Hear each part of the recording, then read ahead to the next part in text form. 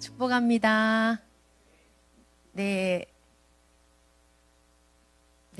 여전히 많이 떨립니다. 이 자리에 이렇게 앉아서 하는 게 많이 떨리는데요. 오늘도 하나님께서 하나님의 말씀을 통해 일하시기를 기대하는 마음을 가지고 우리 함께 열심히 공부하기 원합니다. 오늘은 구약 1과인데요. 우리가 지난주 오리엔테이션 시간을 가졌다면 오늘은 1과로 들어가 보도록 하겠습니다. 오늘 1과 제목은요. 화면에 보시면 보이시겠지만 1과 제목은 구약 목록 이야기로 확 꿰뚫어라 입니다. 지난 시간 우리가 오리엔테이션 시간으로 앞으로 구약 일독을 어떻게 할 것인가 나누었다면 오늘은 구약을 이야기로 한번 확 꿰뚫어 보는 시간입니다. 구약 39권이 다 따로따로인 책인 것 같지만 한 이야기로 쭉 흘러간다고 말씀드렸었죠. 오늘은 정말 그렇게 흘러가나 확인해 보는 시간이거든요. 우리 같이 한번 확인해 보도록 하겠습니다. 우리 워크북이 있는 분들은 책을 조금 참고하시면 좋을 것 같고요. 아니신 분들은 화면을 참고하시면 됩니다. 오늘의 포인트가 있는데요. 우리 한번 오늘 공부의 포인트가 무엇인지를 알려주는 건데요. 첫 번째로는요. 구약을 통째로 꿰뚫는 겁니다. 즉 구약 39권을 이야기로 꿰뚫어 보는 거예요. 두 번째는요. 흐르는 성경 목록 찾아내기. 이렇게 39권을 쭉 꿰뚫 때 성경이 어떤 맥락으로 흘러가고 있느냐 이것을 알아보는 겁니다. 그리고 세 번째로는 이렇게 우리가 확인했다면 이야기로 우리 입으로 구약은 이런 이야기더라 라고 말할 수 있게 되는 것. 이게 오늘 공부의 목표이자 우리의 방향입니다. 우리 그러면요. 혹시 워크북 있으신 분들은 23페이지, 없으신 분들은 화면을 보면서 우리 같이 한번 구약을 처음 열며 읽어보도록 하겠습니다. 우리 같이 천천히 한번 읽어볼까요? 시작. 사실 말 그대로 성경은 이야기입니다. 드라마, 영화, 뮤지컬 다 얘기잖아요. 우린 이야기에 빠져 살고 있습니다. 드라마든 영화든 누군가 얘기를 꾸며내면 듣는 사람이 있습니다. 와, 이럴 수가. 그렇구나 하면서 빠져들고 그럽니다. 그렇습니다. 성경도 사실 얘기라는 거지요. 구약 성경도 이야기로 뚫어야 합니다. 이야기는 짠짠짠짠 흘러가는 거잖아요. 지금 저도 얘기처럼 말하니까 여러분이 들으시는 거거든요. 자, 우리가 구약 성경 39권을 읽으려고 하잖아요. 그렇다면 먼저 전체가 무슨 이야기인지 좀 알고 시작하자는 거지요. 구약 아웃라인입니다. 문제는 성경 목록 하나하나가 모여있는 것이 구약인데 다 조각조각 다른 책인 거예요. 단번에 그것들을 이야기 하나로 쫙 연결하기란 쉽지 않다는 겁니다. 그런데 생터 성경방에서는 바로 그걸 하는 거라고 했죠. 퍼즐처럼 맞춰서 이야기 하나로 자르르르 깨는 겁니다. 우선 그것부터 하자는 거예요. 아니, 1600년 동안 40명의 저자가 자기 시대를 살면서 각각 썼는데 그게 한 개의 스토리라고? 그렇습니다. 바로 이것이 성경이 진리임을 말해주는 묘미라는 거죠. 바로 이걸 깨달으면 성경이 기가 막히게 재미있어진다 이 말이죠. 뿐만 아니라 성경이 쭉쭉 읽어진답니다. 자, 배추 한 통 요리합시다. 자, 우리가 한번 보도록 하겠습니다. 우리가 지난 시간 성경 읽기가 어렵다고 했었죠. 왜 잘 안 읽어질까라고 살펴보았죠. 성경의 문학적 양식이 다양하고 또 성경 목록이 시간 순서로 배열되어 있지 않았다라고 우리가 확인했습니다. 화면 한번 보시면요. 자, 구약 성경은 총 39권인데 17권의 역사서와 그리고 5권의 시가서 그리고 또 17권의 예언서로 이루어져 있다라고 지난 시간에 확인했습니다. 그런데 중요한 것은 한번 보시면 구약 39권의 분류. 자, 창세기부터 이렇게 분류 색깔별로 할 수 있는데 17권, 5권, 17권. 이 녹색은 역사서를 이야기하고요. 노란색은 시가서, 빨간색은 예언서라고 말씀드렸습니다. 우리가 성경 목록 목차를 펴시면요. 이렇게 성경이 쭉 나와 있는데 한번 성경책이 있으시면 구분을 한번 지어보세요. 창세기부터 에스더까지 쭉 구분을 하고 아, 여기까지 17권은 역사서구나. 그리고 에스더 다음에 욥기부터 아가서까지 5권은 쭉 5권을 묶어주고 이것은 시가서구나. 그리고 세 번째로 이사야서부터 말라기까지 17권을 쭉 묶고 이 17권은 예언서구나 라고 구분을 지어 놓는 것이 너무나 중요합니다. 왜 그러냐면요. 앞으로 우리가 구약 39권을 이 분류 기준을 가지고 읽을 거거든요. 앞으로 어떻게 읽을 것인가 길을 만들어서 시간 순으로 우리가 성경을 읽는다고 했습니다. 자, 오늘 한번 실제적으로 그러면 구약이 정말 그렇게 읽어질 수 있을지 우리가 확인해 보는 시간인데요. 워크북 25페이지 그리고 없으신 분들은 화면을 보시면서 우리가 짧은 글 한번 같이 읽었으면 좋겠습니다. 자, 볼까요? 구약 목록 이야기로 확 꿰뚫기 제가 읽겠습니다. 자, 이제 구약을 이야기로 확 꿰뚫어 봅시다. 누구에게든지 성경을 처음부터 끝까지 이야기로 쭉 말해줄 수 있다면 얼마나 좋겠어요. 그래요. 사실 이야기가 아예 성경이 중추신경이 되어야 합니다. 창세기부터 시작되는 얘기는 좀 쉽답니다. 그런데 나라가 망하고 나서 포로로 잡혀가게 되는 그 후부터가 어렵거든요. 그러니까 끝부분을 잘 들어보셔야 합니다. 그뿐 아니라 흘러가는 이야기 속에서 어떤 성경 목록들이 발생되는지 꼭 정리해 두세요. 예를 들면 레위기, 신명기, 룻기, 시편, 이사야 등등이랍니다. 자, 성경 속으로 들어갈 준비 되셨어요? 고고고 들어가 보도록 하겠습니다. 우리가 성경을 들어가기 전에 먼저 오늘날 성경의 장소, 성경의 지리적인 장소 어디이고 또 어떤 나라들이 이 나라의 이 위치에 지금 위치해 있는지 한번 확인해 보도록 하겠습니다. 세계 지도이고요. 요 부분 확대해서 보면요. 성경이 주 무대로 삼고 있는 지역은 여기입니다. 확대하면 이렇게 보일 수 있을 것 같은데요. 어떤 나라가 현재 위치해 있는가 보면 여기는 이스라엘이고요. 요 위쪽이 터키, 그리고 요 부분이 레바논, 요르단, 그리고 시리아, 이라크, 이쪽은 이집트지요. 그리고 여기가 이란, 그리고 사우디 아라비아. 현재에는 이런 나라들이 위치해 있고 요 중동 지역을 배경으로 성경 스토리는 흘러간다라고 보시면 됩니다. 자, 우리 한번 워크북이 있으신 분들은 26페이지, 없으신 분들은 화면을 보시면서 우리가 성경 목록과 그 1번부터 33번으로 성경의 이야기를 쭉 꿰뚫을 텐데요. 우리가 창세기 제가 얘기하면 그리고 1번 얘기하면 같이 1번을 읽고 그리고 우리가 한번 33번까지 쭉 성경을 이야기로 흘러가도록 해보도록 하겠습니다. 자, 창세기부터 시작합니다. 1번 같이 읽을까요? 시작. 창조, 인류, 일반 역사가 시작되다. 창세기 1장부터 11장까지 내용입니다. 자, 여러분 성경책을 딱 펴면요. 성경은 뭐로 시작하고 있죠? 창조로 시작합니다. 창조. 창조가 일단락 되는 곳이 어디죠? 바로 에덴 동산입니다. 하나님이 다 만드시고 사람 만드시고 그 사람을 에덴 동산에 살게 하셨죠. 자, 그런데 이게 믿어져야 되는데 우리는 이 에덴부터가 신화처럼 느껴지지 않습니까?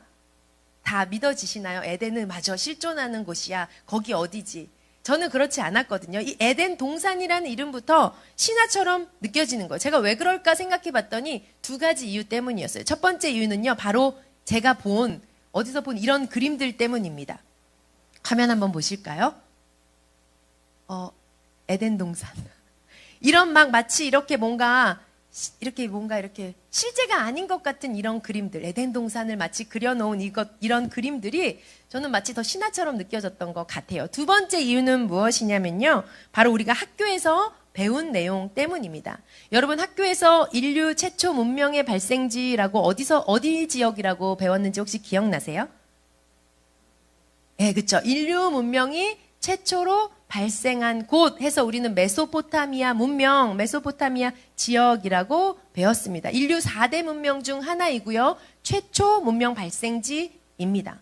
학교와 성경이 다르게 얘기하기 때문에 우리는 헷갈릴 수밖에 없어요. 믿을 수가 성경을 딱 펼쳤을 때 물음표가 던져지는 겁니다. 학교에서는 이렇게 배웠는데 하고요.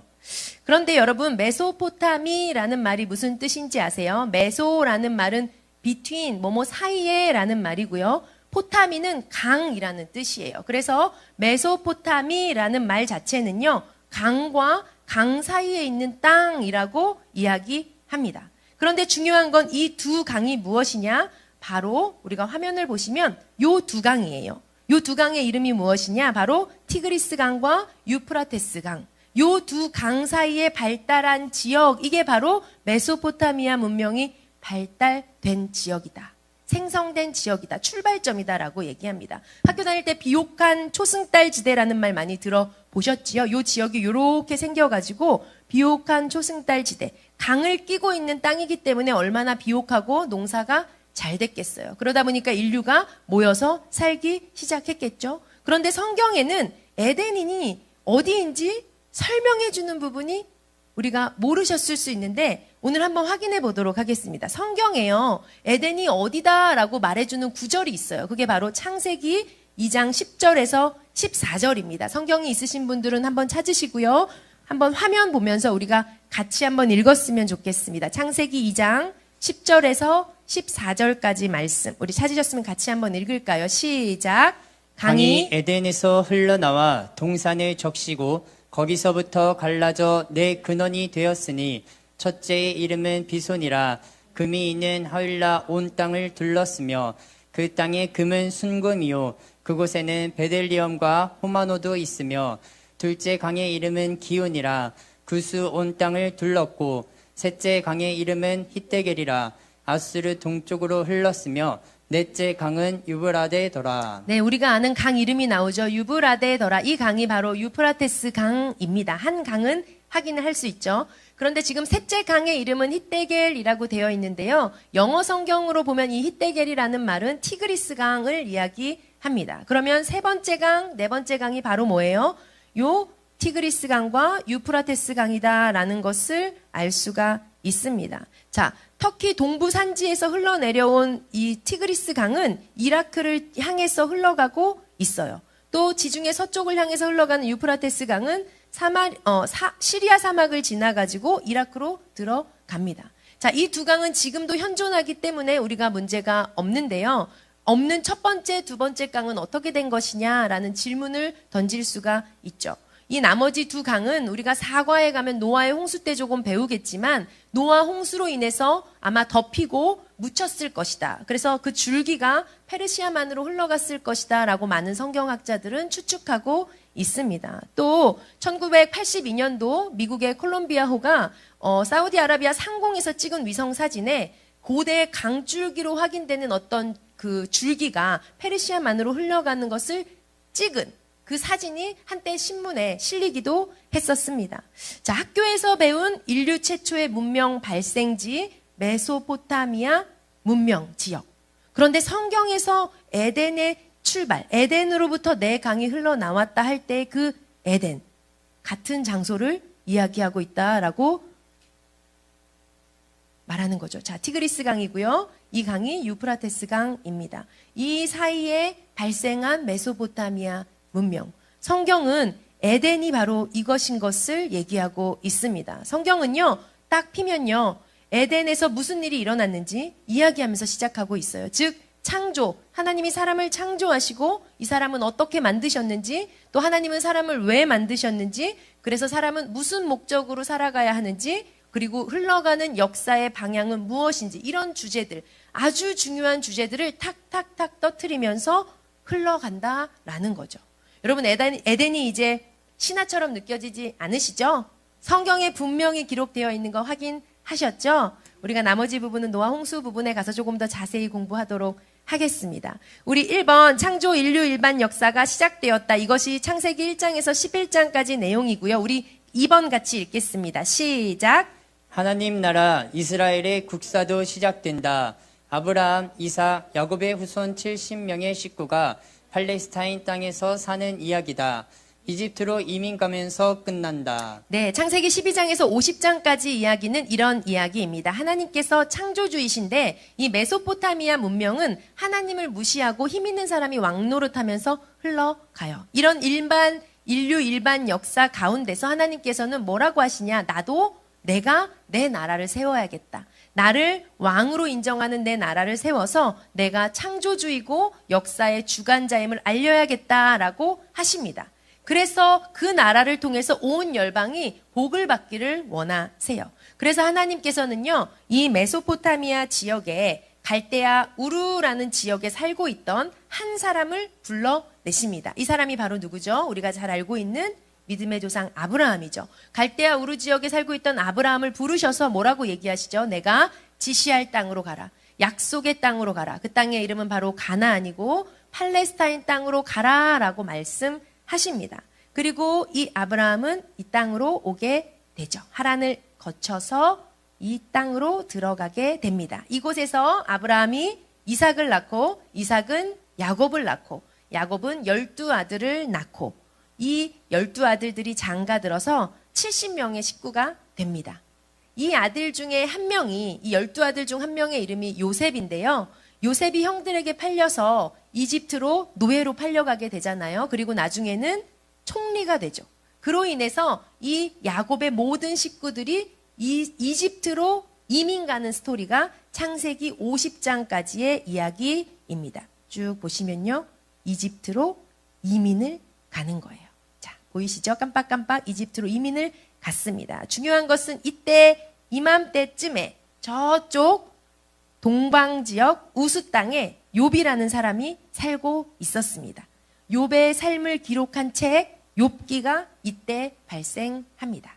자, 욥기는 노란색으로 표시되어 있죠. 창세기는 녹색으로 표시되어 있죠. 이런 구분의 차이가 있습니다. 자, 요셉의 식구들, 즉 야곱의 식구들이 이집트로 이민을 왔어요. 그 이후의 스토리는 어떻게 이어지느냐? 바로 출애굽기에서 이어집니다. 화면 한번 보시면 우리 출애굽기 3번 같이 한번 읽어볼까요? 시작. 이집트에서 400년간 아브라함 후손들이 번성한다. 하나님 나라 국민이다. 그러나 노예 상태다. 네, 창세기 다음에 출애굽기에 와서 보니까 아브라함의 후손들이 70명에서 250만 명으로 불어 있어요. 왜 그럴까요? 창세기와 출애굽기 사이에는요, 시간적으로 한 400년 정도의 역사 시간 차이가 있거든요. 그 사이 동안에 아브라함의 후손들이 번성한 거예요.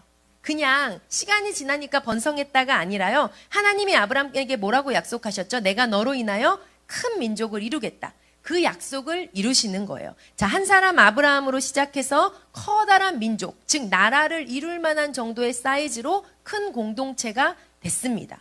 그런데 문제가 있어요. 이들의 신분이 뭐냐면요. 이집트에서 노예의 신분으로 살고 있어요. 아브라함 후손들은 노예로 고된 노역에 시달리고 있고 또 노예들이 반란을 일으킬까봐 왕이 태어나는 남자애들은 모두 죽여라 라는 명령을 내립니다. 이 시대에 이 상황 속에 태어난 사람이 바로 우리가 잘 아는 모세인 거죠. 우리 4번 같이 읽겠습니다. 시작. 이때 모세가 등장한다. 정치적인 문제로 이집트에서 쫓겨나 신의 광야로 망명할 수밖에 없게 된다. 네, 이런 분위기 속에서 태어난 사람이 모세였어요. 모세는요, 그래서 갈대 상자에 담겨가지고 나일강에 떠나 보내게 되죠. 요게벳이 그렇게 보내죠. 그 아기를 누가 건지죠? 이집트 공주가 건져내게 됩니다. 장성한 모세는요, 왕궁에서 자란 모세는요, 자신이 히브리 사람이라는 것을 알았고, 히브리 사람 편을 들다가 이집트 사람을 쳐서 죽이게 됩니다. 그로 인해서 도망자 신세가 되죠. 그래서 도망한 곳이 어디냐? 바로 신의 광야로 도망할 수밖에 없게 됩니다. 자, 화면 한번 보시면요. 자, 이집트로 이민 온 식구들, 그리고 출애굽기가 여기서 시작하는데 모세가 이렇게 도망가게 된 거죠. 어디로? 신의 광야, 신의 산으로 도망하게 됩니다. 우리 5번 같이 읽어보도록 하겠습니다. 5번 시작. 신의 산에서 신경험을 한다. 이후 이집트로 가서 10가지 재앙을 통해 백성들을 해방시켜서 다시 신의 광야로 들어온다. 신의 광야에서 국법을 주신다. 네, 모세는요, 이 신의 산에서 비로소 하나님을 만나게 됩니다. 그전에는요, 아브라함의 하나님, 이삭의 하나님, 야곱의 하나님, 즉 조상들의 하나님인 줄 알았어요. 그런데 이곳에서 하나님을 만나게 되죠. 그리고 자기의 백성들을 노예로부터 해방시켜야 한다는 사명을 하나님께로부터 받게 됩니다. 그리고 그들을 데리고 약속의 땅으로 들어가야 하는구나라는 것을 깨달아요. 즉 아브라함에게 하신 언약을 이루시는 하나님을 모세가 발견하게 된 거죠. 그래서요, 모세는 어떻게 할까요? 이집트로 돌아가게 됩니다. 돌아간 목적이 뭐예요? 가서 누구를 데리고 와야 돼요? 백성들을 데리고 나와야 해요. 그래서 다시 모세는 백성들을 데리고 나오게 되죠. 이게 바로 10가지 재앙을 거친 후에 홍해를 건너서 대이동을 하는 출애굽 시작입니다. 자, 이집트를 출발해서 여기 시내산까지 오는데 2개월 정도 시간이 걸렸어요. 그리고 이곳에 도착해서 시내 광야에 머무르고 있을 때 하나님께서 모세에게 율법을 주십니다. 국민들이 많잖아요. 출애굽에서 나온 이스라엘 백성들이 많잖아요. 이들을 다스리기 위해서 하나님께서 율법을 주세요. 그리고는 뭐라고 얘기하시냐면 내가 늘 너희와 함께 하겠다 약속하시면서 그 표식으로 성막을 만들라고 하십니다. 성막의 상징은요. 내가 늘 너희와 함께 하겠다라는 의미셨어요. 그래서 성막을 만들어야 할 매뉴얼을 주십니다. 어떻게 만들지 모르잖아요. 그러니까 이렇게 어떤 설계도처럼 성막을 이렇게 만들어라라고 하고 매뉴얼을 주십니다. 그래서 이 시내산에서 일어난 일이 무엇이냐? 첫 번째로 언약을 하셨고요. 두 번째로는 율법을 주셨고 세 번째로는 성막을 만들어라고 얘기하셨어요. 그런데 한번 생각해 보세요. 언약도 율법도 성막을 만드는 방법도 이스라엘 백성뿐만 아니라 모세에게도 처음 듣는 얘기였어요. 그렇기 때문에 한 번 듣고 기억할 수 없겠죠. 또 그리고 모세 시대만 듣고 끝나는 게 아니겠죠. 그렇기 때문에 하나님께서는 이 내용을 기록으로 남겨, 글로 남겨, 왜냐하면 오고 오는 후손 대대로 알아야 할 정보니까. 그래서 그것을 기록으로 남기게 하고 그 책에 이름을 붙였습니다. 그 책의 이름이 바로 레위기입니다. 우리가 잘 아는 책이죠. 레위는 야곱의 셋째, 12아들 중 셋째 아들인데요. 이렇게 중요한 정보를 담당하는 역할을 맡았습니다. 자, 보시면 레위기가 여기서 발생하게 되는 거죠. 자, 우리는 지금 어디에 있습니까? 이스라엘 백성들 지금 시내산에 와 있어요. 시내산까지 와 있는 거 보시고 여기 레위기가 발생했구나라는 것 알 수가 있습니다. 우리 책을 다시 한번 보시면요. 그 다음으로 이어지는 책은 무엇이냐? 바로 민수기입니다. 우리 민수기 6번 같이 한번 읽어볼까요? 시작. 아직은 시내산 여기서 인구 조사 명령이 떨어진다. 국방부 병력 조사다. 자, 한번 보세요. 시내산에서 법도 받고 성막도 만들고 하다 보니까 시간이 1년 정도 지났어요. 그 후에 하나님께서 인구조사하라는 명령을 내리세요. 민수기의 민수는 백성민 셀 수, 백성의 수를 세다라는 뜻이거든요. 근데 중요한 것은 왜 갑자기 백성의 수를 세라고 하실까? 중요한 질문이죠. 왜 그러냐면요. 자, 출애굽해서 시내산까지 왔지만 최종 목적지가 시내산이 아니죠. 여기는 잠시 들른 거죠. 하나님께서 언약하시고 법 주고 성막 짓게 하시려고. 그렇기 때문에 이 일이 다 끝났으니까 그 다음 스토리는 뭐예요? 원래 가려고 했던 목적지로 가야 되는 거예요. 그게 어디죠? 가나안 땅, 약속의 땅. 그렇기 때문에 출애굽을 여기에 살려고 한 것이 아니고 이동해야 하기 때문에 인구조사 명령을 내리십니다. 왜 그러냐면 이집트에서 이 시내산까지 올 때는 어떻게 왔어요? 막 아기도 없고 보따리 메고 막 오합지졸로 막 따라왔을 거 아니에요? 그런데 지금 여기부터 이제 약속의 땅에 들어가는 그 가나안 땅까지 가는 길은요. 그렇게 갈 수가 없는 거예요. 뭐가 필요할까요? 민족 대위동을 위해서 방위병이 있어야 돼요. 그래서 병력 시스템을 갖춰야 해요. 하나님은 참 질서 정연하시죠. 그래서 인구조사 명령을 하십니다. 그랬더니 인구조사 결과 20세 이상 남자가 60만 명 정도 되네요. 이 사람들을 가지고 군대 진을 편성합니다. 우리 7번 같이 읽겠습니다. 시작. 드디어 시내산을 이동한다. 목표 지점은 바란 광야다. 자, 이곳으로 이끄신 데는 이유가 있어요. 인구조사를 끝내고 나니까 하나님이 이제는 자, 드디어 이제는 떠나도 돼. 이제는 시내산을 떠나서 우리 이동하자. 어디로 가는 거예요? 이동한 곳이 바로 여기 바란 광야라는 곳이에요. 다른 말로는 성경에 가데스 바네아라고 나와 있습니다. 왜 여기로 이동하게 하셨을까? 우리가 8번 한번 읽어보도록 하겠습니다. 읽겠습니다. 시작. 바란 광야 가데스에 도착하자마자 가나안 정복을 위해 정탐꾼을 보내라는 명령을 받는다. 네, 이곳으로 이끄신 데는 이유가 있었습니다. 바로 우리가 잘 아는 정탐꾼 사건이에요. 12정탐꾼.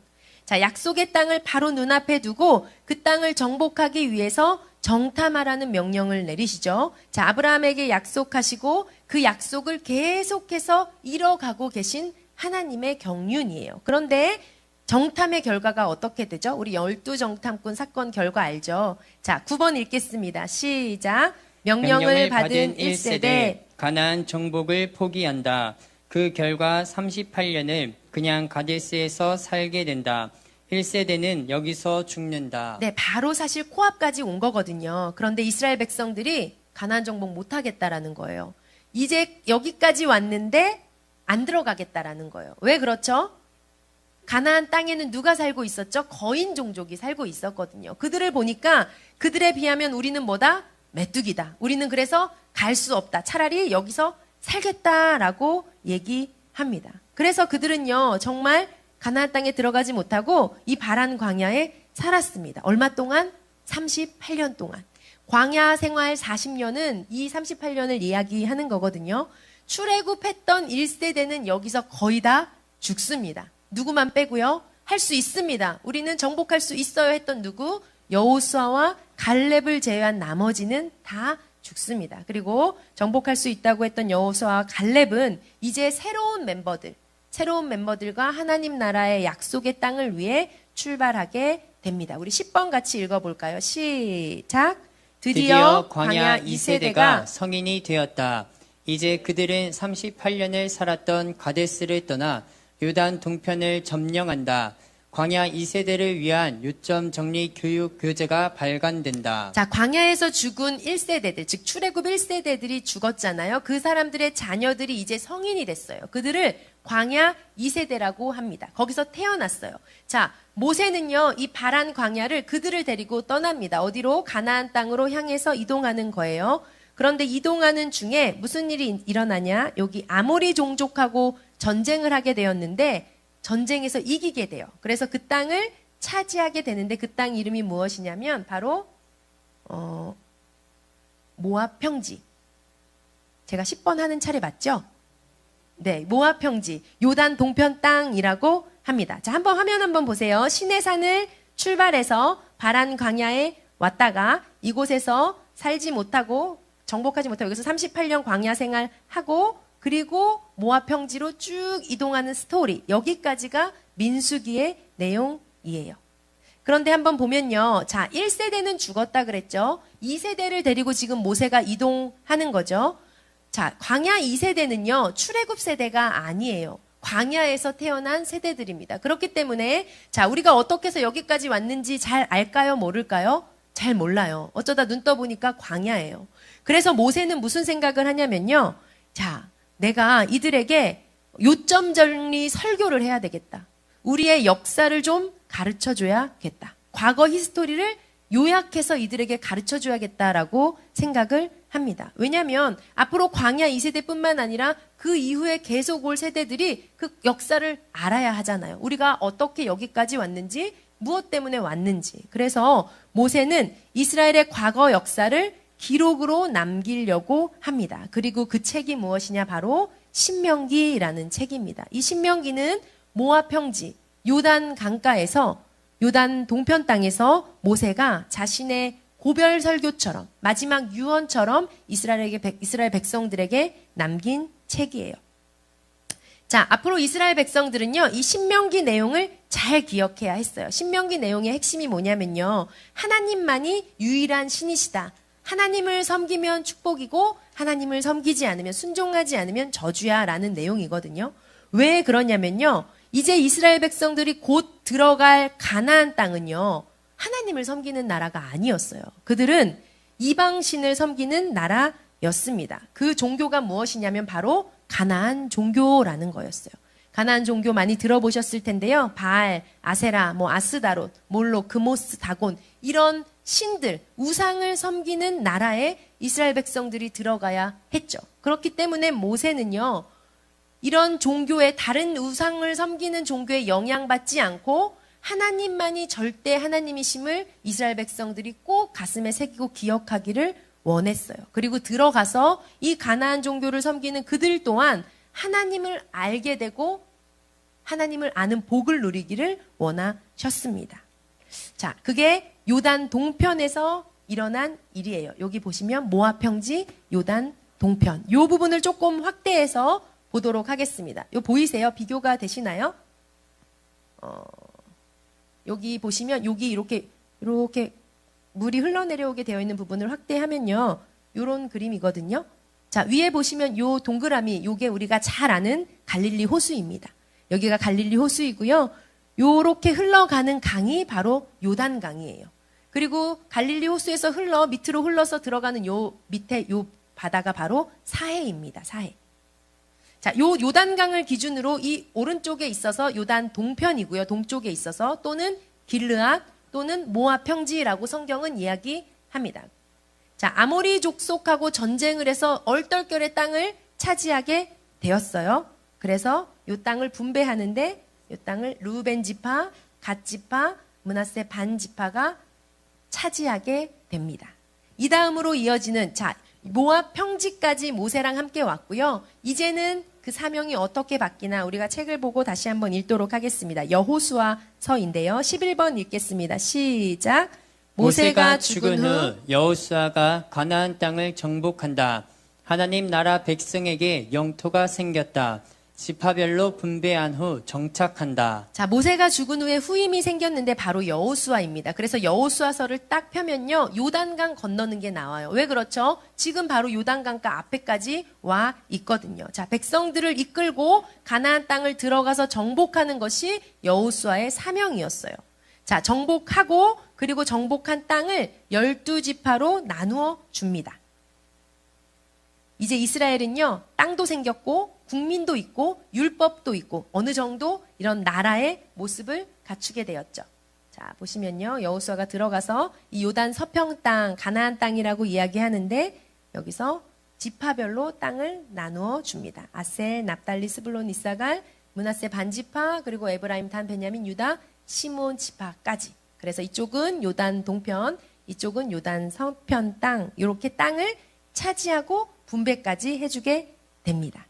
자, 그 다음으로 지금 우리가 정신없이 와서 한번 확인해 볼게요. 자, 깜빡깜빡 하는 거 따라와 보세요. 지금 뭐로 시작했죠? 창세기로 시작해서 그 다음 어디? 출애굽기.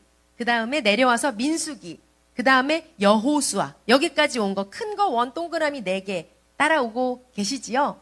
창세기, 출애굽기, 민수기, 여호수아. 이렇게 4개의 큰 원, 즉 역사서를 따라서 우리가 지금 오고 있습니다. 자, 땅을 정복했습니다. 분배도 했습니다. 그 다음에 이어지는 이야기는 무엇일지 우리 12번 사사기 한번 읽어보도록 하겠습니다. 읽겠습니다. 시작.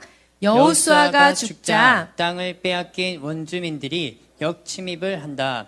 전쟁의 사이클이 계속된다. 자, 여호수아가 죽고 나니까 이스라엘은 혼란에 빠져요. 원래 원주민들이 살았는데 땅을 뺏겼잖아요. 그들이 다시 찾고 싶어가지고 막 쳐들어와요. 하나님은 그때 임시방편처럼 지도자들을 일으켜서 백성들을 그 전쟁에서 구원해 주세요. 이 지도자들을 성경은 사사라고 이야기합니다. 그래서 등장하는 책이 바로 사사기라는 책이에요. 자, 13번 같이 읽겠습니다. 시작. 사사들이 나타나 방어를 하곤 했지만 백성들은 왕을 기다린다. 자, 원주민들이 침입해서 땅을 다시 뺏으려고 하는 것도 문제였지만 이스라엘은 내부적으로도 좀 문제였어요. 왜냐하면 하나님이 모세에게 율법을 주시면서 너희들은 이 율법대로 살아라 라고 말씀하셨는데, 즉 하나님의 말씀대로 나라가 경영되길 원하셨는데 백성들이 그렇지를 못한 거예요. 이 나라를 만드신 분이 하나님이시고 하나님이 진짜 왕이신데요. 이스라엘 백성들은 하나님이 말씀이 아닌 자기 소견에 옳은 대로 살면서 우리도 다른 나라처럼 왕 있으면 좋겠다. 사람 왕 있으면 좋겠다. 이런 생각을 하며 왕을 기다립니다. 자, 14번 같이 읽겠습니다. 시작.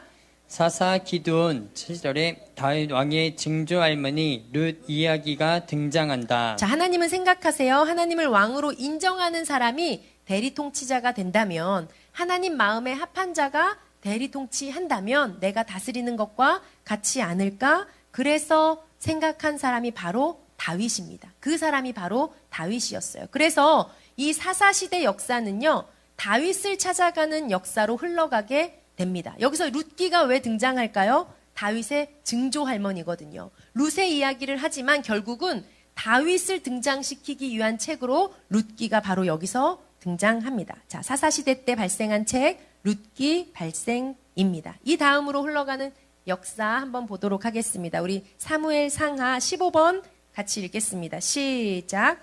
백성들의 소원대로 왕이 다스리기 시작한다.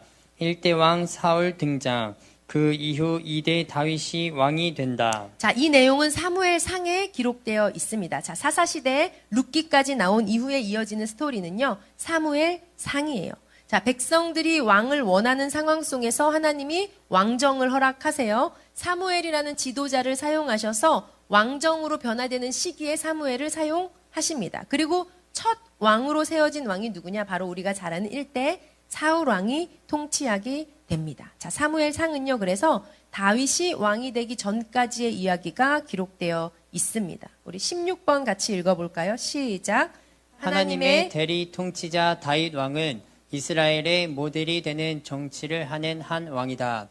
성전 건축 프로젝트, 그의 업적으로서는 클라이맥스다. 네, 사무엘 하 얘기는 무엇이냐 보면요. 자, 여기 유다 지역의 헤브론 지역의 중심으로 자, 이대왕 다윗이 통치하게 됩니다. 다윗이 왕이 돼서 통치하는 이야기는 사무엘 하에 기록되어 있어요. 자, 다윗은 왕이 되고 난 후에요. 이스라엘 주변 국가들을 평정하고 나라를 넓혀갑니다. 이스라엘 역사의 클라이막스 같은 아주 중요한 시기였어요. 다윗은 철저하게 하나님이 왕이심을 인정했고 하나님을 위한 성전을 짓고 싶어 했습니다. 왜냐하면 그동안 왕궁이 세워지는 동안 자기가 왕이 되었어도 그동안 하나님이 계실 성전은 없었거든요. 우리 17번 같이 읽겠습니다. 시작. 성전에서 드려질 제사 문화의 콘텐츠를 개발한다. 신앙을 정리한 글들이 문헌으로 남게 된다. 자, 다윗은 사실 사사시대를 살았던 사람이거든요. 사사시대는 어지럽고 혼탁했던 시대였습니다. 그럼에도 불구하고 다윗은요, 예배 문화, 영적인 문화를 창출했어요. 하나님께서는 다윗을 그래서 내 마음에 합한 왕이다 라고 하셨죠. 다윗의 간 길처럼 가는 사람들, 이 이후에 모든 왕들은 다윗처럼 하면 되는 거였어요. 다윗이 어떻게 통치했기에 하나님께서 이렇게 마음에 합한 자라고 얘기하셨을까? 정보가 남아 있습니다. 하나님을 향한 다윗의 신앙 고백, 바로 시편입니다. 그래서 우리가 여기에 보면 사무엘 상하를 배경으로 시편 발생, 다윗의 쓴 신앙 고백입니다. 이 다음으로 이어지는 스토리는 열왕기 상하로 이어집니다. 우리 18번 같이 읽겠습니다. 시작. 다윗의 아들 솔로몬이 다윗의 유언을 따라 성전 건축을 완성한다. 자, 다윗이 죽고 솔로몬이 왕이 되는데요. 솔로몬은 다윗의 업적을 이어서 성전 건축을 완성합니다. 이게 바로 열왕기 상 때 일어나는 일이고요. 3대 왕 솔로몬이 통치하게 됩니다. 그리고 또 무슨 일을 하느냐? 19번 같이 읽겠습니다. 시작. 또한 다윗의 문화를 배경으로 잠언, 전도서, 아가와 같은 문건도 발행한다. 자, 다윗의 영향을 받은 솔로몬도 하나님의 백성들을 교육하기 위한 책들을 발간하는데 그 책은 바로 무엇이냐? 잠언, 전도서, 아가서. 이것은 솔로몬 시대, 즉 열왕기상을 배경으로 우리가 묶어서 보게 되는 것입니다. 잠언, 전도서, 아가서. 자, 우리 20번 읽겠습니다. 시작. 그런데 솔로몬은 결국 배교한다. 자, 솔로몬은 다윗이 넘겨준 나라, 번성한 나라를 유지하기가 벅찼어요. 그래서 국제교역 활동도 열심히 했고 그러다 보니까 정략 결혼을 하게 되죠. 엄청난 후궁들을 들이게 되면서 인생의 후반기에 하나님으로부터 돌아서는 배교를 하게 됩니다. 21번 읽겠습니다. 시작. 솔로몬의 아들 르호보암 때에는 나라가 분열된다. 자, 솔로몬이 죽고 그 아들 때에는 나라가 남북으로 분열됩니다. 솔로몬의 부하였던 여로보암이 반역을 일으켜서 나라가 남북으로 나뉘게 되는데요. 화면 한번 보시면 자, 남유다와 위쪽은 북이스라엘, 이렇게 마치 우리나라처럼 남북이 갈리는 아픔을 맞게 됩니다. 우리 22번 읽겠습니다. 시작. 남북으로 분열되어 흘러가는 역사의 성격은 우상도 섬기고 하나님도 섬기는 혼합주의다. 자, 북쪽은 북이스라엘이라는 이름으로 계속 흘러가요. 마지막 왕인 호세아 왕까지 200년 역사가 흘러가고요. 바알과 아세라를 정복하라고 그 땅을 들여보냈는데 오히려 바알과 아세라를 섬기면서 섞여버리게 됩니다. 남쪽은 남유다라는 이름으로 흘러가고요. 북쪽보다 130년 더, 즉 330년 동안 역사가 흘러가는데 다윗의 가문으로, 다윗 왕조 가문으로 흘러가지만 그들 역시 다윗의 길로 가지 않고 바알과 아세라를 섬기고 하나님을 섬기는 혼합주의에 빠지게 됩니다. 이 내용이 어디에 담겨 있느냐? 바로 열왕기 하에 기록되어 있어요. 자, 23번 같이 읽겠습니다. 시작. 결국 멸망을 향해 흐르는 왕들의 역사 속에 선지자들이 나라의 미래를 예언한다. 자, 나라가 위태위태해요. 왜 하나님을 섬겨야 하는데 그러지 않았죠.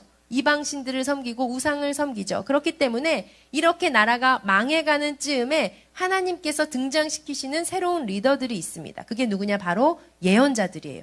많은 왕들이 다윗처럼 했으면 됐는데 하나님을 왕으로 인정하고 통치했으면 됐는데 그렇지 않았기 때문에 하나님께서 이 나라를 경영하는데 서실 위치가 없으셨어요. 서실 자리가 없으셨어요. 그래서 바알과 아세라를 섬기면서 하나님을 가볍게 여기는 백성들에게 하나님은 여전히 이 나라의 주인은 나고 내가 여전히 역사의 주관자라는 것을 말해줄 사람들을 찾으셨다는 거죠. 그 사람들을 일으키실 수밖에 없었다는 거죠. 그들이 바로 예언자입니다. 자, 하나님이 아니라 우상을 섬기면 멸망해. 그리고 그 내용들을 기록으로 남겼는데 그게 바로 예언서. 우리가 빨간색으로 분류한 예언서였죠. 자, 예언서의 내용은 한마디로 뭔 줄 아세요? 망한다. 그렇게 하면 망한다. 이게 하나님께서 하시는 말씀이었어요. 그래서 예언서 12권이 이 나라가 망해가는 쯤 열왕기 하 때에 발생하게 됩니다. 이 12권의 이름은 무엇이냐? 이렇게 되어 있죠. 지금은 모르시는 게 낫겠죠. 자, 24번 같이 읽겠습니다. 시작. 그러다가 정말 북이스라엘은 아수르에 망하고 남유다는 바벨론에 망한다. 이때 예레미야는 본국 예루살렘에서 망국의 과정을 함께 걷는다. 네, 북이스라엘이 721년 정도에 망하고요. 남유다도 130년쯤 지나서 587년 BC인데요. 그때 망하게 됩니다. 화면을 한번 보시면요. 자, 북이스라엘 전체 지도로 보면 이렇게 조그매요. 북이스라엘이 먼저 어느 나라에 아수르라는 나라에 정복당하게 됩니다. 그래서 북쪽 멸망. 자, 밑에 있던 남유다. 이 남유다도 130년 후에 망하게 되는데 남유다는 바벨론에 의해 멸망하게 됩니다. 남유다 멸망.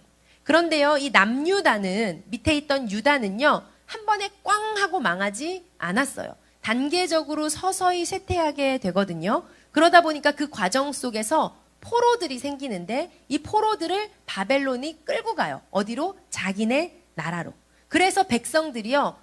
남유다 땅에도 남아있고 바벨론 땅에 끌려간 사람들도 있고 이렇게 두 개로 무대가 나뉘어지게 됩니다. 본국에 남아있는 백성들 또 잡혀간 백성들. 그래서 이때 나라가 멸망한 이후로는 무대가 두 개로 나뉘는구나 라는 것을 생각해야 해요. 먼저 여기 동그라미 친 원래 있던 나라 무대 A라고 하면 남아있는 백성들 예루살렘이고요. 여기에서 누가? 예레미야라는 선지자가 여전히 하나님의 목소리를 내는 활동을 하게 됩니다. 이 나라의 왕이신 하나님이 나라의 미래가 어떻게 될지 이미 예레미야에게 알려주셨어요. 그리고 뭐라고 얘기하셨죠? 바벨론에게 멸망한 후에 백성들이 바벨론으로 끌려갈 것인데 이게 끝이 아니다. 잠깐 벌 받는 거야. 70년 후에 너희들 다시 돌아오게 될 거야. 이렇게 이미 예레미야를 통해서 예언하세요. 자, 세상의 세계 열방의 모든 역사를 쥐고 있는 하나님만이 정말 신이다. 정말 하나님이시다라는 것. 진정한 왕이시다라는 것을 깨닫기 원하는 것. 이게 바로 예레미야서의 내용입니다. 우리 25번 같이 한번 읽어볼까요? 시작.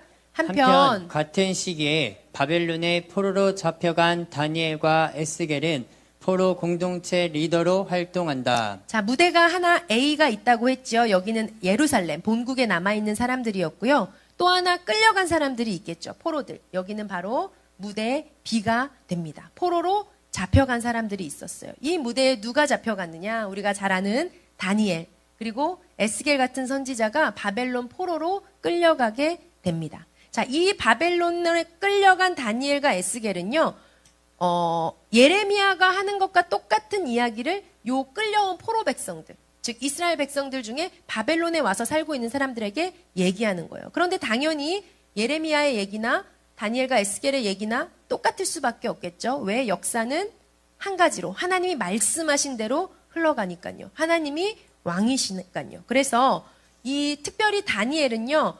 느부갓네살 그 바벨론 왕궁의 학자로 있으면서 미래사를 예언하는데 유다의 역사뿐만 아니라 더 나아가서 열방, 세계사까지 제국의 역사를 예언해요. 이게 포로 생활 중에 발생한 다니엘서, 에스겔서입니다. 그래서 요 때를 지나서 포로 시대, 나라가 멸망한 후에 다니엘서, 에스겔서가 발생합니다. 우리가 마지막으로 이제 확인해야 될 책들이 있는데요. 역대상하, 에스라, 느헤미야입니다. 우리 26번 같이 한번 읽어볼까요? 시작. 예언자들, 특히 예레미야의 예언대로 70년이 지나자 포로들이 정말 본국으로 귀환한다. 정말 예레미야가 예언한 그대로 70년이 지나자 포로들이 바벨론 땅에서 돌아오게 돼요. BC 538년인데요. 페르시아라는 나라가 바벨론을 정복하게 되면서 식민지 정책이 바뀐 거예요. 그래서 우리가 잘 아는 고레스의 칙령이죠. 이 칙령을 통해서 돌아가고 싶은 사람 돌아가. 이렇게 얘기가 명령이 떨어집니다. 그래서 스룹바벨과 예수와 같은 지도자들이 백성들을 데리고 짜잔 1차 귀환하게 됩니다. 얼마 만에요? 70년 만에 예레미야 예언 그대로 본국으로 귀환하게 되죠. 27번 같이 읽겠습니다. 시작. 예루살렘에서 성전을 재건하기 시작한다. 자, 본국으로 돌아와서 보니까 상황이 어때요? 성전이 무너져 있는 거예요. 그래서 이들은 성전을 재건해야겠다. 우리 성전 다시 짓자라고 재건을 시작합니다. 28번 같이 읽겠습니다. 시작. 그러나 사마리아인들의 방해로 중단된다. 이때 학계 스가랴 선지자의 격려로 결국 완공된다. 자, 그런데 사마리아 사람들이 와서 방해를 해요. 이거 불법 건축 아니야? 그러면서 시비를 걸어요. 그래서 성전 재건하는 것이 중단되고 맙니다. 바로 이때 하나님께서 학계와 스가랴 선지자를 보내셔서 백성들에게 용기를 북돋아주고 성전 재건하는 거 계속해라고 격려하세요. 자, 백성들은 이렇게 학계와 스가랴 선지자의 메시지를 듣고 힘을 얻어서 성전을 완공합니다. 그래서 이때 등장하는 빨간색 예언서가 학계 그리고 스가랴 이 예언자들은 이때 등장해서 성전 재건해라 라고 이야기하죠. 자, 우리 29번 읽겠습니다. 시작. 그리고 나서 큰 사건이 바벨론 땅 페르시아 제국에서 터진다. 에스더 사건이다. 자, 지금 일어난 이 성전 재건 사건은 바로 예루살렘에서 일어난 일이고 이때 이 비슷한 시기에 무슨 일이 있었냐면 무대비 바벨론 땅에서 있었던 일이에요. 자, 이때는요. 에스더가 발생하는데 성전 재건 이후에 자, 이 페르시아 땅에서 본국으로 귀환하지 않고 여전히 남아있는 백성들도 있었을 거예요. 이 사람들 이런 유대인들에게 위기가 닥칩니다. 바로 하만의 음모로 유대인들을 다 말살하자라는 위기에 닥치게 되고 왕후였던 에스더가 사촌오빠인 모르드게와 함께 이 상황을 지혜롭게 이겨내고 승리하는 사건. 그래서 바로 이 땅에서 에스더가 발생하게 됩니다. 우리 30번 같이 읽겠습니다. 시작. 바로 이때 페르시아에서 에스라가 모세오경 학자로 부상한다. 계속해서 무대 B인데요. 에스더 사건 이후에 한 사람이 등장합니다. 그 사람이 바로 에스라인데요. 에스라가 등장해서 에스라는 무엇을 하느냐? 자신의 사명이 무엇인지 깨달아요. 그리고 나도 본국으로 돌아가서 본국에 있는 이 포로 귀환한 백성들에게 그들의 정체성이 무엇인지 우리나라의 역사가 무엇인지를 좀 가르쳐야겠다라고 귀환합니다. 그래서 에스라가 쭉 본국으로 돌아와요. 이게 바로 2차 포로 귀환입니다. 성전 재건은 해놓았는데 이 건물만 있지 백성들이 어떻게 예배 드려야 되는지 어떻게 영적인 문화가 자리 잡아야 하는지를 전혀 모르는 거예요. 그래서 에스라는 돌아와서 말씀을 가르치고 우리의 정체성을 가르치고 우리를 역사를 가르쳐서 하나님을 잘 섬기도록 해야겠다. 우리 민족의 역사를 아는 것이 너무 중요하니까 라고 해서 본국으로 돌아옵니다. 31번 읽겠습니다. 시작. 에스라는 조국 유다로 돌아와서 포로 귀한 백성들을 말씀으로 훈련시킨다. 이때 가르친 내용이 역대 상하이다. 그러면서 포로 귀한 역사를 정리한다. 이 문헌이 에스라이다. 이 부분이 조금 헷갈릴 수 있는데요. 자, 에스라는 조국으로 돌아와서 교육을 한다 그랬죠. 우리가 어떻게 여기까지 오게 됐는지 한번 내가 역사를 가르쳐 줄게요 하면서 거꾸로 올라가는 거예요. 자, 우리가 왕정시대 때 멸망했죠. 그 전에 다윗 왕이 있었죠. 그 전에 우리가 모세, 아브라함을 거쳐서 쭉 어디까지 올라가요? 노아, 그리고 아담까지 올라가는 거예요. 자신의 역사를 쭉 타고 올라가니까 어디까지 올라가요? 창조, 아담까지 올라가는 거예요. 자, 우리야말로 하나님께서 우주 만물을 창조하시고 우리를 만드신 우리는 하나님의 백성이다. 이걸 깨닫고 백성들에게 정체성을 가르쳐 줍니다. 우리는 이런 포로, 이런 신분이 아니에요. 우리는 위대하신 하나님의 자녀예요. 이걸 가르쳐 주고 싶으셨던 거였죠. 그런데 그 모든 역사를 다 타고 올라가면 얼마나 시간이 길고 정리하기가 힘들어요. 그래서 에스라가 선택한 방법이 무엇입니까? 바로 족보였어요. 족보. 그래서 아담, 셋, 에노스 쭉 계보로 해서 우리가 여기까지 온 거죠. 이 책이 바로 역대 상하예요. 족보로부터 지금까지 역사를 쭉 남긴 거. 백성들에게 정체성과 우리의 역사를 가르쳐 주고 싶어서 에스라가 기록한 책. 이게 바로 역대 상하입니다. 에스라가 기록한 책이에요. 그리고 나서 또 에스라는요, 하나님께서 모세에게 주셨던 율법들을 하나하나 실제로 실행해요. 백성들에게 율법을 지키도록 종교 개혁을 일으켜요. 그래서 나라가 망한 이후에는 역사가 없었는데 이것을 기록으로 남긴 후에 문서화시킵니다. 그 책이 바로 에스라서예요. 대단한 학자였습니다. 여기 보면 에스라가 깜빡깜빡하고 있죠. 우리 32번 얼마 안 남았습니다. 우리 32번 읽겠습니다. 시작. 이쯤 느헤미야도 페르시아에서 돌아온다. 국방 강화라는 프로젝트에 필이 꽂힌 그는 전쟁 때 무너졌던 성벽을 개축한다. 에스라와 함께 포로기한 백성들을 지도한다. 네, 페르시아에서 왕의 술관원 내시로 있던 느헤미야가 3차로 귀환하게 됩니다. 자, 느헤미야 귀환. 에스라가 말씀을 가르치고 역사 기록에 힘쓸 동안 느헤미야는 뭐 했냐면요. 성벽 재건에 힘을 썼어요.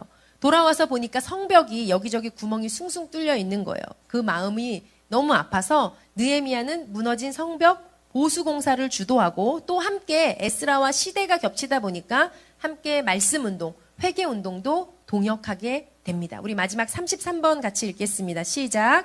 구약의 마지막 선지자 말라기도 이 상황에서 메시지를 받는다. 크고 두려운 여호와의 날이 임할 때 엘리야를 보낼 것이라는 예언이다. 구약은 엘리야를 기다리며 큰 커튼을 닫는다. 자, 에스라와 느헤미야의 활동을 배경으로 구약의 맨 마지막 선지자 말라기가 나타납니다. 구약을 마무리하는 예언자예요. 여기 보시면 요 느헤미야와 요 때를 배경으로 말라기 선지자가 등장을 하죠. 그의 메시지는 뭐였냐면요. 성전도 재건되고 말씀 공부도 일어났지만 여전히 문제가 있었어요. 그가 마지막으로 전하는 메시지는 무엇이냐면 그래서 그날이 올 것인데 회복의 날이 올 것인데 크고 두려운 여호와의 날이 올 것인데 그런데 그 날이 오기 전에 반드시 먼저 엘리야를 보내리라.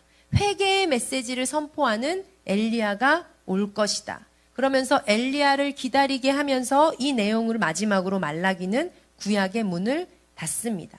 이 엘리야가 어디로 연결돼요? 신약으로 연결돼서 신약을 딱 처음 펴면 이 엘리야, 즉 침례 요한이 오게 되죠. 자, 이 내용이 우리가 1번부터 33번까지를 통해서 구약 역사 39권을 이야기로 쭉 정리해 본 거예요. 중요한 것은 무엇이냐? 이 39권의 책이 따로따로인 것 같지만 아니라는 거예요. 하나의 이야기로 쭉 역사가 흘러가더라라는 거죠. 그리고 이 내용을 도표로 만든 것이 바로 화면에 있는 우리가 앞으로 계속해서 보게 될 1번부터 33번을 정리해서 만든 도표가 바로 요 도표예요. 창출, 민수, 사사망, 데라느. 워크북 31페이지에 보면 기록하는 란이 있거든요. 중요한 것은 우리가 한번 역사서로 시간이 흘러간다고 했죠. 동그라미, 큰 동그라미. 즉 가운데 역사서로 한번 순서대로 읽어볼까요? 창, 출, 민, 수, 삿, 삼, 왕. 밑으로 내려와서 데, 라, 느. 자, 역사의 큰 줄기는 이 역사서들로 흘러간다. 나머지 노란색, 초록색, 빨간색들은 어떻게 하면 되는 거예요? 그때 맞게 위치를 붙여주면 되는 거예요. 흘러가는 역사 속에 끼워 넣어주면 된다라는 거죠. 오늘 공부한 1번부터 33번까지의 흐름이 바로 이 도표로 만들어진 거라는 거죠. 다시 한번 보면요. 창, 출, 민, 수, 삿, 삼, 왕. 그리고 처음부터 역사를 쭉 흐른 역대상하인 대, 라, 느 이렇게 되고 나머지 책들은 쭉쭉쭉쭉 붙여주면 되더라. 이게 구약 39권을 이야기로 확 꿰뚫면서 우리가 정리한 내용입니다. 요 내용을 가지고 앞으로 12가가 흘러가요. 오늘 1가를 이미 했으니까 이제 2가부터 12가까지 흘러가죠. 그 제목이 뭐냐면요. 한번 보시겠어요? 자, 우리가 구약 목록 이야기로 확 꿰뚫어라 했죠. 다음 시간부터 이어지는 제목은 아담 PhD 논문으로 왕되다. 창조를 이야기합니다. 3과는요. 그렇지만 진짜 왕은 나다. 선악과 사건을 이야기하고 있어요. 4과는요. 세계사 속에 내 나라 이스라엘을 세우겠다. 이스라엘의 역사가 시작됩니다. 5과는요. 국민을 만들었으니 법도 제정하고 영토도 주겠다. 이스라엘 나라를 만들어 가시는 하나님의 경륜이시죠. 6과는요. 모델이 되라고 나라를 만들었는데 엉망이구나. 나라가 잘 세워지고 운영되길 바랬는데 사사시대를 보니까 엉망이었던 거예요. 7번을 보니까 그런데 다윗 너는 내 마음에 합한 모델 왕이다. 그런 사사시대 속에서도 다윗과 같은 왕이 있구나. 하나님께서 기뻐하세요. 8가의 제목은요. 다윗의 길로 안 가고 여로보암의 길, 아합의 길로 가는 왕들아. 다윗처럼 해야 되는데 그 다음 왕들이 그렇게 가지 않는 거죠. 9가의 제목은요. 내가 예언하는데 너희는 결국 아수르, 바벨론에 망한다. 그리고 10가의 제목 그렇다고 바벨론 너 으스대지 마. 너도 결국은 내가 사용하는 도구일 뿐이다. 너도 결국은 망한다. 11가는 그런데 예루살렘 성전은 재건되고 성경 공부 부흥이 에스라를 통해 일어나는 것을 보라. 마지막 12가는 앞으로 하나님 나라가 가까이 올 것 같은 예감이 들지 않는가? 이 12가 12개의 주제를 가지고 제목을 가지고 구약 39권을 공부하게 됩니다. 오늘 내용 많은 내용인데요. 정신없이 1번부터 33번까지 하느냐 어려우셨을 것 같아요. 그런데 중요한 것은요. 이걸 오늘 다 이해하는 게 아닙니다. 오늘의 핵심은 뭐라고 했죠?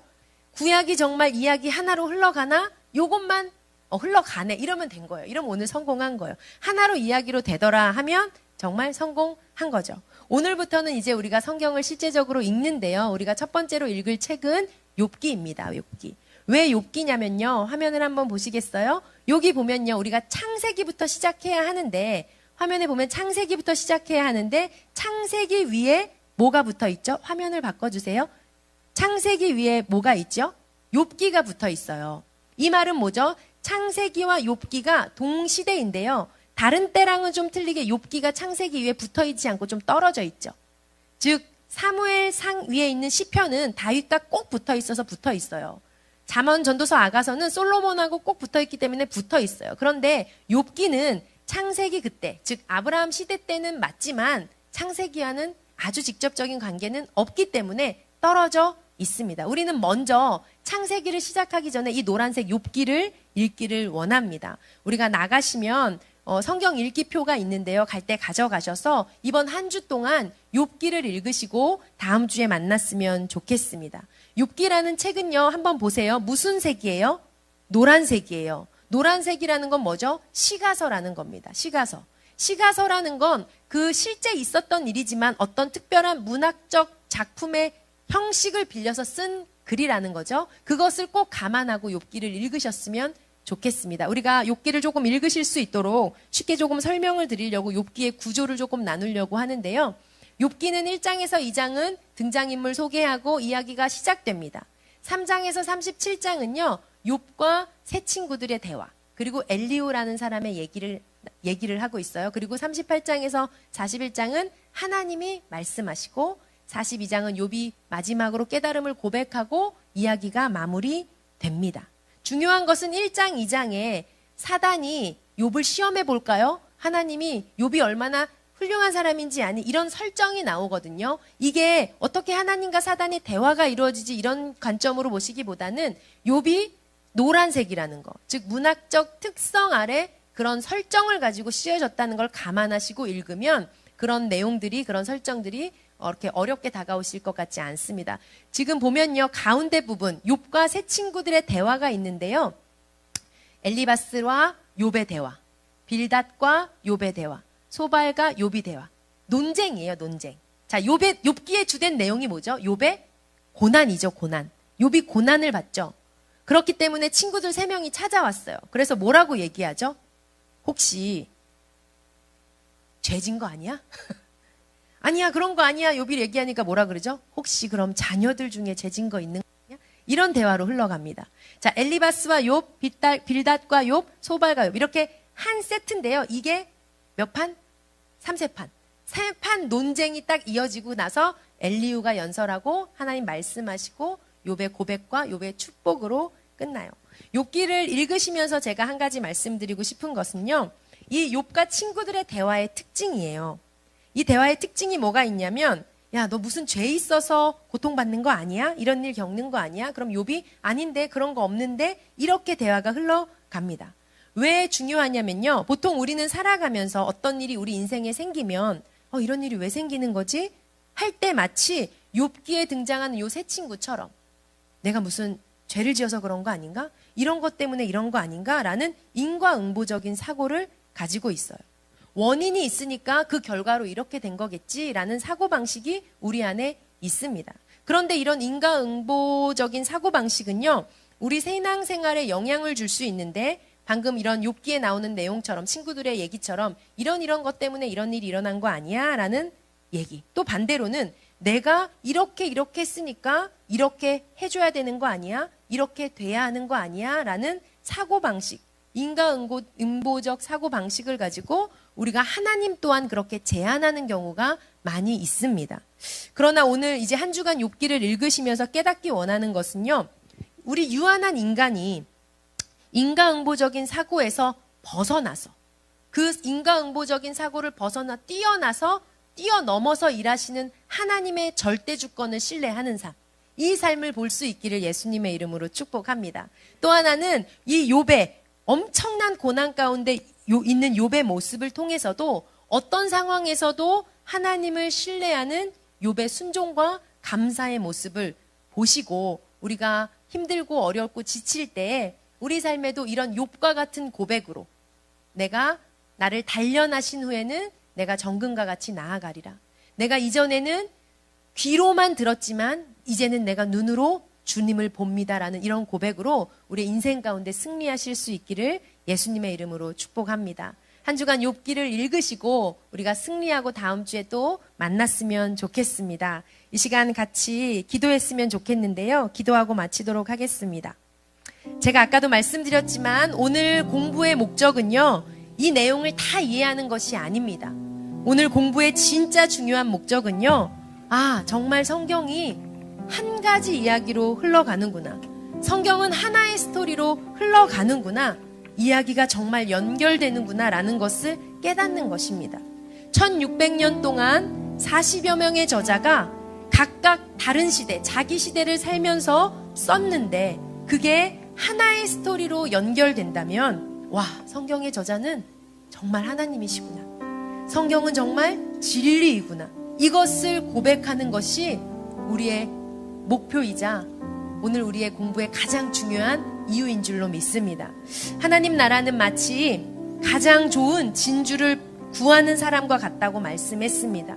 오늘 이 시간을 통해서 우리가 이전에는 알지 못했던 무언가를 단 하나라도 깨달았다면 우리는 오늘 아주 가장 귀한 진주를 발견한 것입니다. 그 진주를 기록으로 남기시고 가슴에 새기시고 하나님 말씀 앞에 나아가시기를 예수님의 이름으로 축복합니다.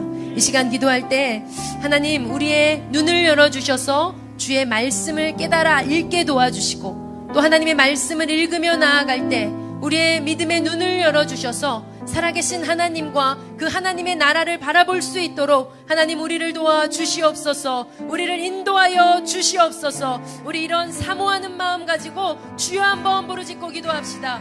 주여.